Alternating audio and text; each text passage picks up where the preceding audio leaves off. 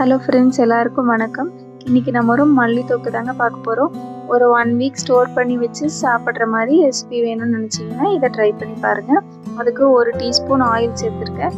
அதில் மல்லித்தலையை 2 டைம் நல்லா வாஷ் பண்ணி வச்சுட்டு அதையும் அந்த ஆயிலில் சேர்த்துருக்கேன். இன்றைக்கி நான் தண்டோடு தான் சேர்த்துருக்கேன். உங்களுக்கு தண்டு வேண்டான்னா அந்த இலையை மட்டும் சேர்த்துக்கலாம். ஒரு 2 நிமிஷம் நல்லா வணங்கி வந்ததும் கடைசியாக ஒரு 2 துண்டு புளி சேர்த்துட்டு நல்லா இந்த அளவுக்கு நைஸாக அரைச்சி எடுத்துக்கலாங்க.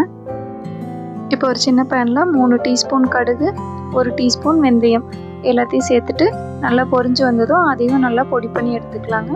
இப்போது தொக்கு தாளிக்கிறதுக்கு ஒரு 4 டேபிள் ஸ்பூன் ஆயில், கொஞ்சம் கடுகு, ஒரு கொத்து கருவேப்பிலை எல்லாம் சேர்த்துட்டு இந்த நம்ம அரைச்சி வச்சுருக்க மல்லி பேஸ்ட்டையும் அதோடு சேர்த்துடலாங்க.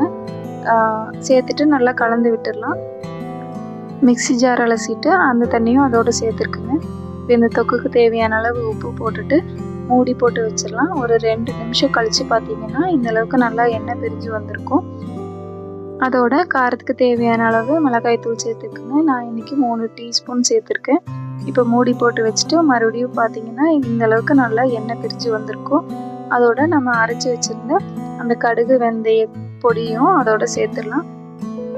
இப்போ அவ்வளோதாங்க, மல்லி தொக்கு ரெடி ஆயிடுச்சு. கடைசியாக பார்த்தீங்கன்னா ஸ்வீட்னஸ்க்காக ஒரு துண்டு வெல்லம் சேர்த்துருக்கேன். இது கண்டிப்பாக ட்ரை பண்ணி பாருங்கள், ரொம்ப டேஸ்ட்டாக இருக்குங்க. உங்களுக்கு இந்த மாதிரி நிறைய வீடியோஸ் வேணும்னா மறக்காமல் என்னோடய சேனலை சப்ஸ்கிரைப் பண்ணிக்கோங்க. தேங்க்ஸ் ஃபார் வாட்சிங் ஃப்ரெண்ட்ஸ்.